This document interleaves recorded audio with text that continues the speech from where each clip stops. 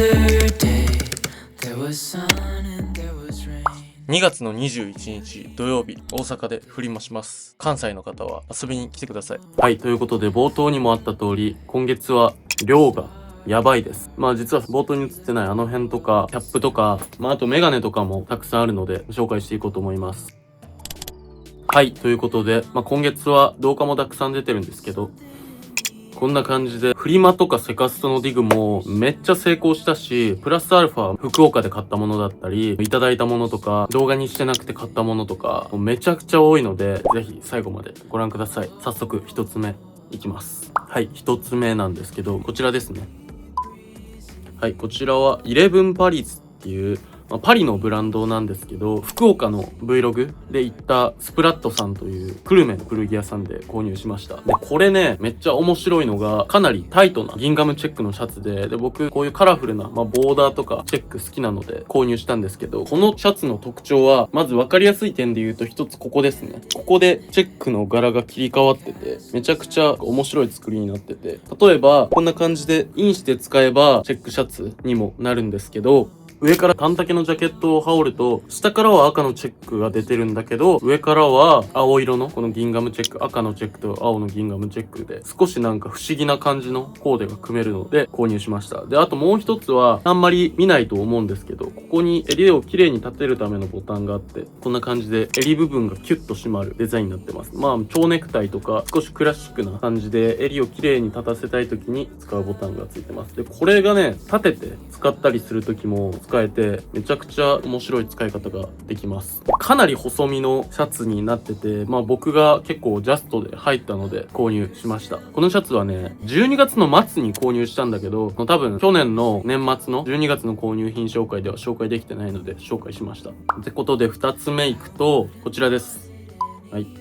バトナーっていう日本のブランドかな。で、これもスプラットさんで購入したんですけど、胸元がざっくり開いてる感じのニットですね。まだインスタとかにはあんまり載せてないんだけど、その理由が、これは春用に買って、メイドインジャパンでめちゃくちゃ作りいいんですけど、確かね、朝の名前なんだったっけな。ラミーっていう素材が 60% 入ってて、で、めちゃめちゃ見てわかると思うんですけど、通気性がすごいいいですね。お店の人が言ってたんだけど、朝の茎の部分って言ってました。で、やっぱりこういう色のニットは僕めちゃくちゃ好きなんで購入しました。で、こんな感じで少しこのリブ、絞りがついてて、こんな感じでレイヤードしてあげても面白いし、レイヤードしなくても結構丈がキュッと絞られるので、少し足が長く見えたりとか、ちょっとルーズなフィット感なんですけど、かなり使いやすいニットですね。で、これ中にさ、こういうシャツとか着て見せてもいいし、春はタンクトップ着て、ちょっとここら辺ネックレスつけて少しセクシーな感じの涼しいコーデを組めると思うので購入しましたね。めちゃくちゃ良くない？ラミーっていう素材初めて知ったんだけど、このニットをお店で触った瞬間に何この素材と思って、めちゃくちゃ着心地いいし、めちゃめちゃ軽いし、でブランド自体は知らなかったんですけど、このお店で買うものは大体僕いつも知らずに買って、で店主さんにブランドを聞いて購入することが多いんですけど、3年ぶりに大学ぶりに行ったのでちょっとテンション上がっちゃって2つ購入しました。ということで次いきます。はい、続いてはこちらになります。はい、こちらも去年の年末か年始ぐらいに、ちょうど本当に1ヶ月前ぐらいに届いたんですけど、ヒステリックグラマーのメッシュキャップですね。で、ちょっといつものヒステリックグラマーのメッシュキャップと違うのは、ここにちょっとラインストーンのネックレスっぽいやつと、ここにギターのピックがついてます。僕の持ってるもう5、6年使ってるヒステリックグラマーのウォレットチェーンにもこのピックついてて、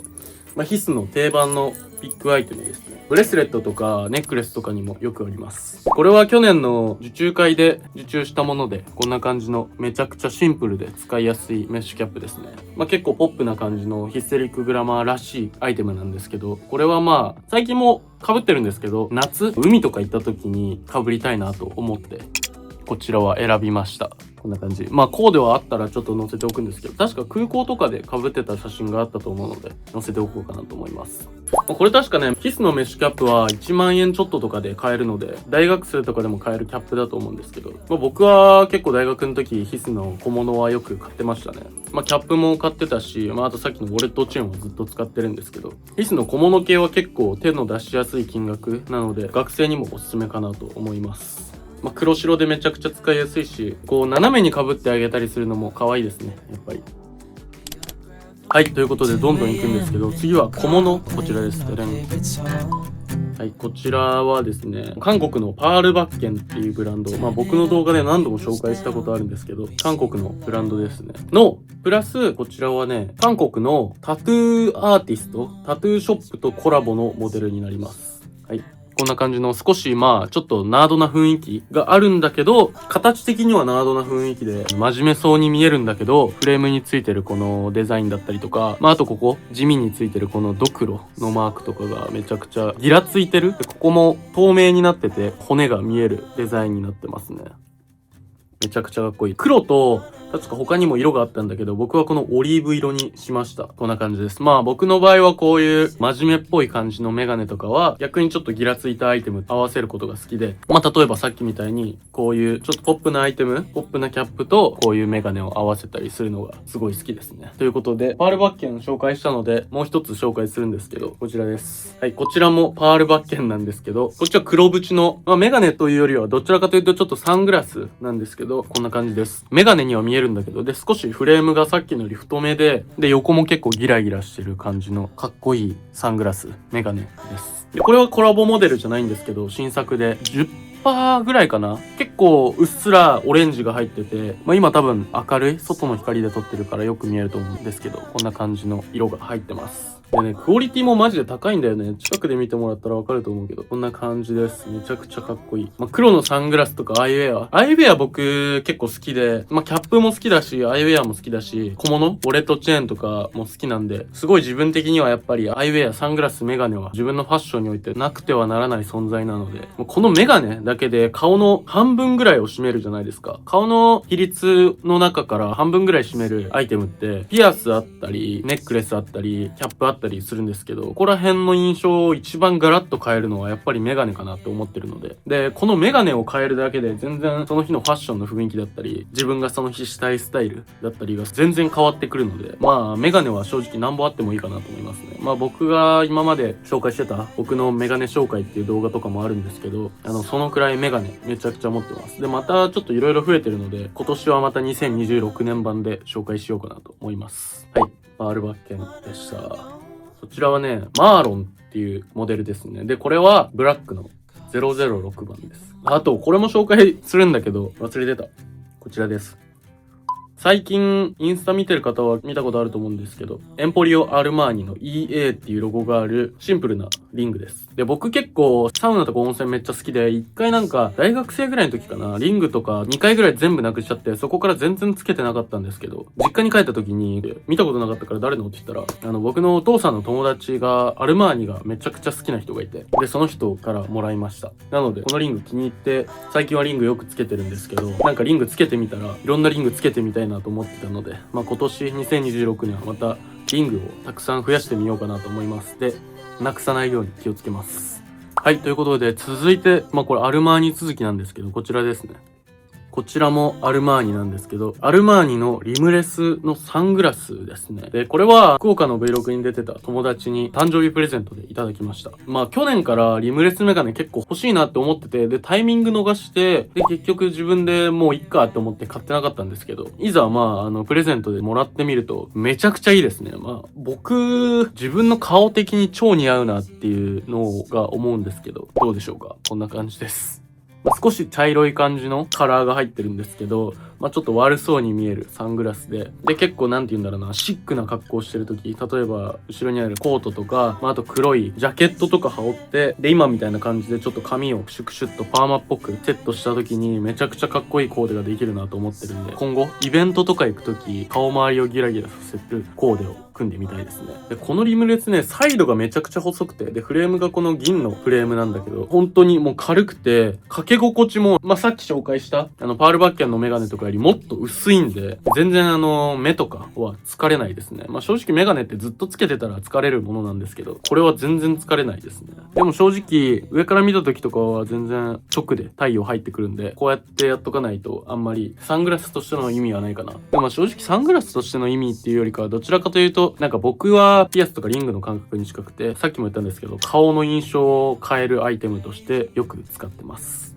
はい。メガネめちゃくちゃ多いんですけど、ラスト、こちらです。はい。こちらはですね、ロッツァっていうイタリアのもう超老舗のアイウェアブランドですね。1878年からあるアイウェアブランドです。最近、イタリアの国に認められた伝統資産的な感じで認められた145年から6年前ぐらいからあるメガネです。メイドインイタリーのブランドですね。で、これは少し別光柄で、ちょっとこう、なんて言うんだろうな、クラシックな形のアイウェアですね。こんな感じです。最近ちょっとポップなアイテムと合わせたりするのがすごい好きなんですけど、僕が持ってるステッドソンのハットで合わせてみたりとか、もっとよりクラシックな合わせをするのにめちゃくちゃ楽しみなアイテムです。メガネ4つ、今月4つ買いすぎ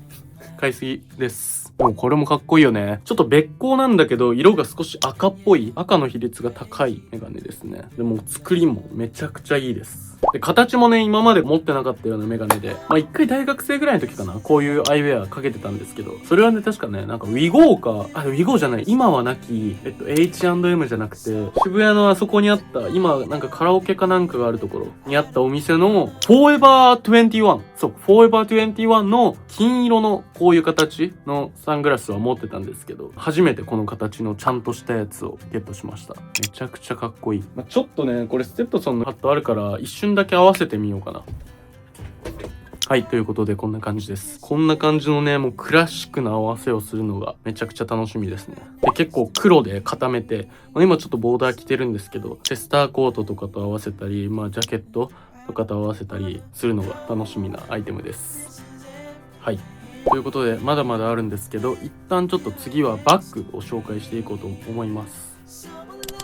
はい、ということでバッグ一つ目がこちらですね。なんといっても今月多分一番使ったバッグかなと思うんですけど、コールハーンのレザーバッグです。これ本当にお気に入りで、僕が新年一発目の購入品で紹介したかな、確か地元の生活で購入したバッグなんですけど、超かっこよくて、で詳しくはちょっと動画見てほしいんですけど、ポイントとしてはこの見えない箇所に反動部分があって、肩にもかけて使えるし、手で持って使うこともできるし、僕はやっぱり写真とかでもいつもこうやって持ってることが多いんですけど、こんな感じでエレガントな感じの持ち方をするのがすごい好きですね。腰回りで持ったり、腰の下、腰にかけて持ったりとかするのが大好きなバッグです。レザーのクオリティもかなり高くて、こんな感じで細かいディティール、湾曲したようなデザインになってるのが特徴なバッグです。本当に最近使ってる。ここにあるパソコンも入るサイズなので、めちゃくちゃ重宝してますね。で、結構ね、中にもポケットがたくさんあって、両面に大きいポケットが2つと、ちょっともう今実際に使ってるんで、いっぱい荷物入ってるんでちょっと見せれないんですけど、両面にこんぐらいのポケットと、あとその下にちっちゃいポケットが1つずつあって、でこっちにもそんな感じで同じ大きいのとちっちゃいの2つ入ってるんで、めちゃくちゃポケットもたくさんあって、中で収納しやすいので、機能面もめちゃくちゃ素晴らしいバッグです。はい、ということで2つ目もレザーなんですけど、こちらです。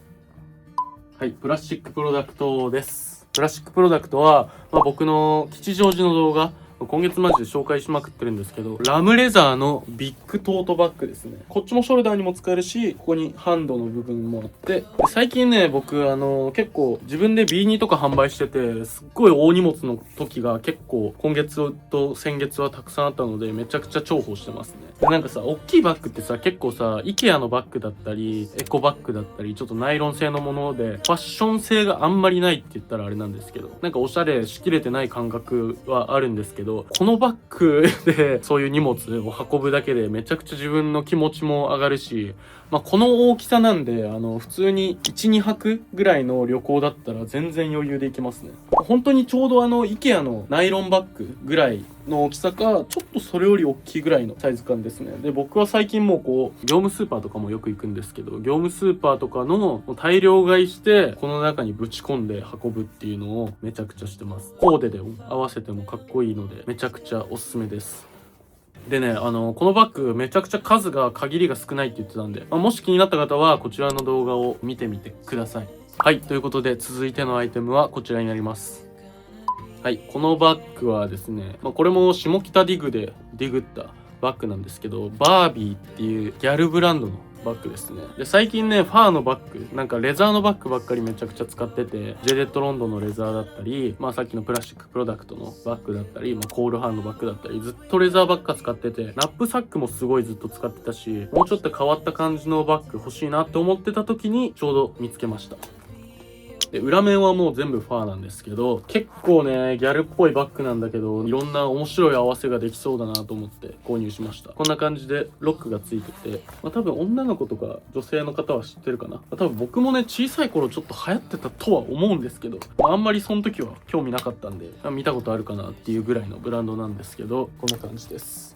いや、これいいよね、このサイズ感。iPad 入るぐらいのサイズ感で、Mac は入らないんですけど、僕の場合は、こういうデジカメだったり、財布だったり、財布はウォレットチェーンに入れて運ぶことが多いんですけど、こういうメモ帳だったりも結構持ち歩くんで、ちょうどいいサイズ感かなと思います。あと最近だと、メガネ持ってる日は、メガネケースも持ってたり、日焼け止めも今年は毎日塗るようにしてるんで、日焼け止めも持ち歩いてるんで、ちょうどいい大きさですね。はい。ということで、バッグが終了しました。ということで、続いては靴を紹介していこうと思います。はい。靴、こちらにあります。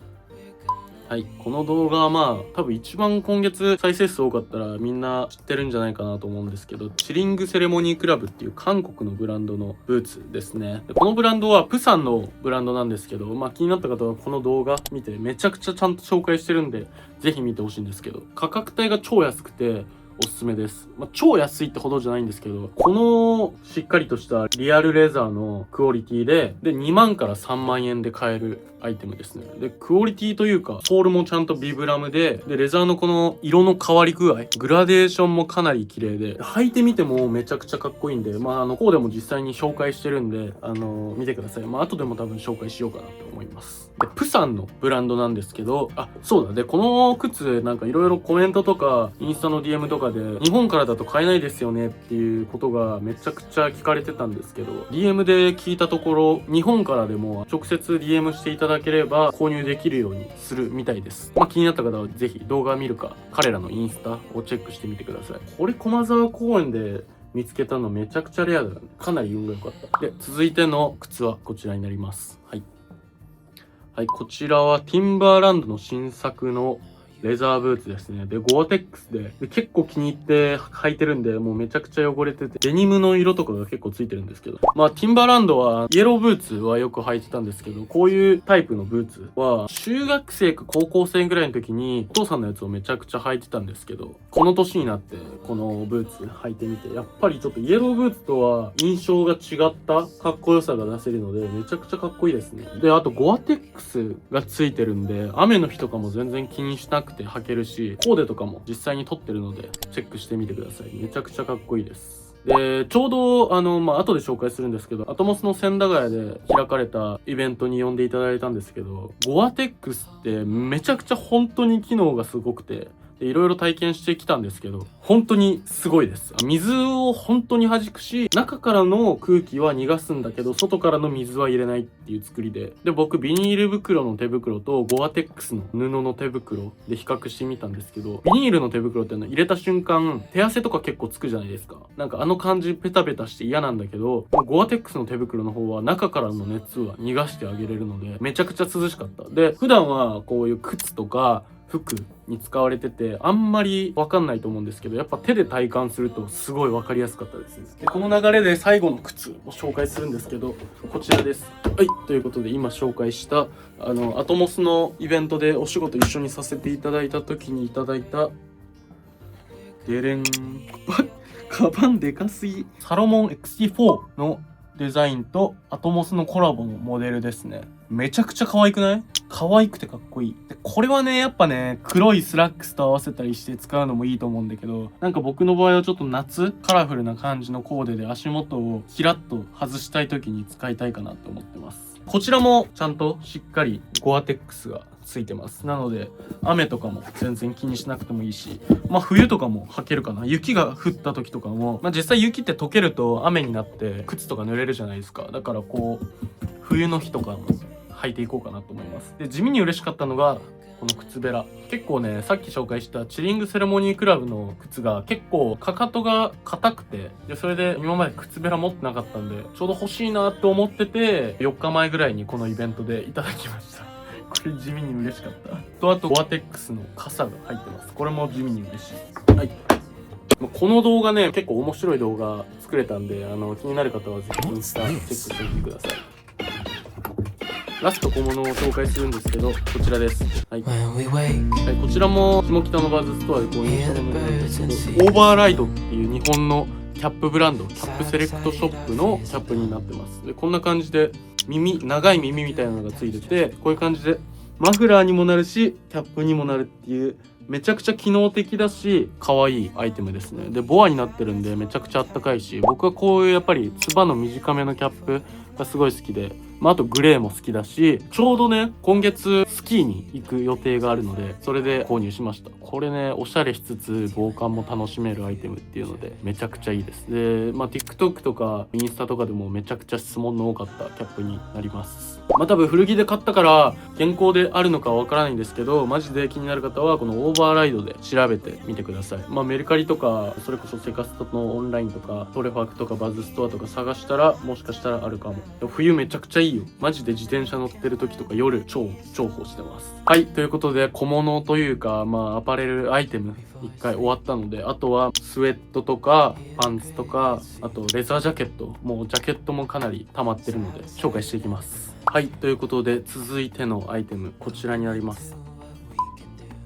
カラーとチャンピオンのコラボの、チャンピオンの定番の裏起毛のスウェットですね。これさ、カラーの初アイテムなんですけど、この裏起毛のスウェットめちゃくちゃあったかくて、冬ちょっと今からこの上からでも着れるぐらいゆったりしたサイズ感なんだけど、超楽に着れておしゃれできるアイテムなので重宝してますね。はい、こんな感じです。こんな感じの起毛があって、ヒートテックにこれ1枚着て、でも上からジャケット着るだけで今の時期めちゃくちゃあったかいですね。で、僕はこのコダングスのスウェットパンツ、楽しておしゃれしたい時にめちゃくちゃ使ってるんですけど、このスウェットパンツとこのトレーナーカラーのスウェットとプラスそこにあるんだけど OI のダウンを着て、で最近はさっき紹介したこのオーバーライドのボアのキャップをかぶってカフェに行ったり作業しに行ったりするときはこのくらいめちゃくちゃ楽な格好しつつプラスおしゃれできるっていうのが超いいアイテムですね。で、なんといってもね、このねカラーとチャンピオンの合わせ方のこのロゴが超可愛いですね。で、ここにチャンピオンの本家の方にもここにロゴがついてると思うんですけど、ここにもカラーってこの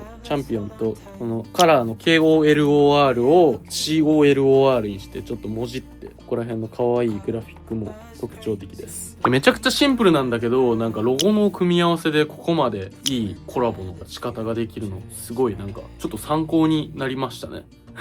今年は自分でビーニーとかも作ってるんですけど、いろいろ他にもやりたいこと進めてるので、こういうシンプルな合わせ方もかっこよくできるんだっていう、めちゃくちゃ発見になったスウェットでした。本当にいいスウェット、いいトレーナーが一着欲しい人はめちゃくちゃおすすめです。多分一生着れるスウェットかなと思います。で、チャンピオンのスウェット自体もかなり肉厚で、洗濯もしたんですけど全然縮みそうな気配もないぐらい、もう本当に長く使えるアイテムかなと思います。定番のチャンピオンのスウェット、トレーナーとカラーのコラボです。で、続いてがナイロンジャケットになるんですけど、こちらです。はい、こちらも下北の動画で紹介してるんで見てほしいんですけど、フィラゴルフですね。で、その動画でも言ってるんだけど、トレファクとかセカストとかリサイクルショップ、古着とか買うときは結構ねゴルフウェアおすすめで、というのもゴルフウェアは他のスポーツよりもなんかこういうちょっとキャッチーなアイテムだったりおしゃれなアイテムが多いので、それでかつスポーツウェアってあんまり高い値段がついてないのでおすすめですね。で、僕はこれにチェスターコートを合わせてみたりとか、コーツかけるモードみたいなコーデをしようと思って購入しました。最近さっきも言ったけどチェックとかもともとこういうポップなアイテムが好きなのでかなり安かったので即購入しましたね。プラスあったかい、やっぱスポーツ用だからこんな感じです。ポケットも2つあって、で中はこういう感じの起毛感のある生地です。はい、ということで続いてはデニムになるんですけど、今月のデニムはめちゃくちゃいいということで、1つ目はこちらです。はい、僕の動画でも1回紹介したことあるんですけど、僕の視聴者の方もかなり好きな人が多いんじゃないかなと思うんですけど、シンプルプロジェクトのデニムです。ディティールはこんな感じなんですけど、ちょっとなんかねデニムで蜂の巣デニムっていうのがあるんですけど、こういう感じで膝のあたりとか膝裏あたりに自分の形がついてシワができるのを蜂の巣って言うんですけど、それじゃなくてちょっとなんかクモの巣っぽい感じの、普通だったら跡がつかない蜂の巣のつき方の加工がしちゃってクモの巣デニムって呼んでます、僕は勝手に。普通だったら横にこういうシワがついて色落ちとかがしていくんだけど、こんな感じで加工がしちゃってめちゃくちゃ面白いデニムパンツですね。で太さも結構ちょうどよくてこうでもあるんで写真載せておこうかなと思うんですけど、僕はこちら M サイズにしました。このデニムもかなりかっこいい。でもう一つのデニムもめちゃくちゃかっこいいんで紹介します。はい、もう一つのデニムはこちらです。はい、このポケットで分かる人はもうかなり好きだと思うんですけど、ノーメンテナンスっていうブランドのワイドバギーのデニムですね。で少しリジットっぽい硬い素材なんですけど、結構色が濃いめのデニムパンツで、さっきのティンバーのこの色がついてたのはちょっと注意点なんだけど、このデニム色がめちゃくちゃ濃いんだけど色が超つきやすいです。でもその代わり、履いた感じのシルエットとか超かっこいいのでおすすめです。で後ろにも置いてあるんだけど、こちらセットアップですね。はい、ノーメンテナンスのデニムのセットアップ、このジャケットとパンツです。で一緒にジャケットの方も紹介しようかなと思うんですけど、ジャケットはこんな感じで少し身幅的にはゆとりがあって、袖はちょっと長いんですけど丈は短めのデニムジャケットになってます。でジップなので楽なんですけど、シルエットが少し特徴的なんですけど、他の部分は結構ミニマムでシンプルな作りになってて、この胸ポケットとかもなかったり、ここにポケットは2つあるんですけど、かなり形とシルエットだけでかっこいいデニムジャケットかなと思います。このセットアップできた写真とかもあるのでめちゃくちゃかっこいいんで載せていきます。気になった方はインスタチェックしてみてください。多分ね、先月の半ばぐらいに新宿でポップアップしてたんですけど、多分オンラインでも購入できると思うので、気になった方はチェックしてみてください。ということで続いてもまたジャケットなんですけど、レザージャケットですね。こちらです。一つ目が駒沢のフリマでゲットしたカバーっていうブランドのモーターサイクルのジャケットですね。これもね、丈感もめちゃくちゃかっこいいし、レザーの切り替え、このレザーとスウェードの切り替えになってて、超シルエットもかなりかっこいいです。